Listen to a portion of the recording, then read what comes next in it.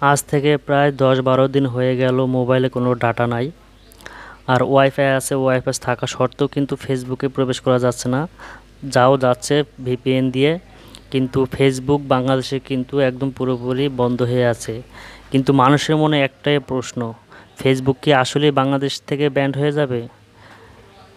Facebook যদি বাংলাদেশ থেকে band হয়ে যায় তাহলে বাংলাদেশের যেই ইউজার আছে, যেই পেজগুলো আছে তারা সবচাইতে বেশি ক্ষতিগ্রস্ত হবে।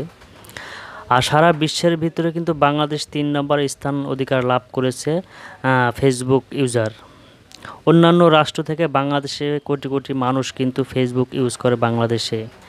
কিন্তু এই তুলনায় বাংলাদেশে কিন্তু এখনও একটি ফেসবুক অফিস তৈরি হয় নাই, কিন্তু এবার হওয়ার সম্ভাবনা আছে।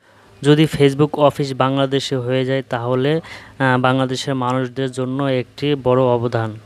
কারণ বাংলাদেশে অনেক ইউজার আছে যারা এই ফেসবুক থেকে প্রতি মাসে লক্ষ লক্ষ টাকা, কোটি কোটি টাকা ইনকাম করতে পারে ফেসবুক থেকে। কিন্তু সেখানে যদি ফেসবুক বন্ধ হয়ে যায় তাহলে কিন্তু এটা আর কোনোদিনই সম্ভব হবে না।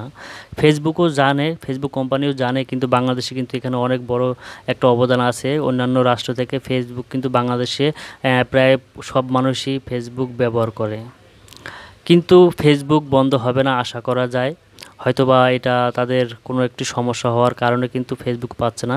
কিন্তু ফেসবুক কয়েকদিনের ভিতরে আশা করা যায় যে ফেসবুক যদি ডাটা কানেক্ট হয় তাহলে কিন্তু ফেসবুক বাংলাদেশে আবার আগের মতো সচল হয়ে যাবে। এই নিয়ে কোনো টেনশন বা চিন্তা করার কারণ নাই। হয়তোবা আমরা কিছুদিন যাবৎ ডাটা ওয়াইফাই চালাতে পারছি না বা ফেসবুকে ঢুকতে পারতেছি না, এটা কোনো সমস্যা না। তবে ফেসবুক আবার সামনে দিয়ে আমরা আগের মতো সচ্ছলভাবে চালাতে পারবো। ফেসবুক বাংলাদেশের জন্য ব্যান্ড হয় নাই, আশা করি আর হবে না। আর আপনাদের যদি কোনো মন্তব্য থাকে তাহলে অবশ্যই ভিডিওতে জানাবেন। ধন্যবাদ। Subscribe please. আসসালামু আলাইকুম।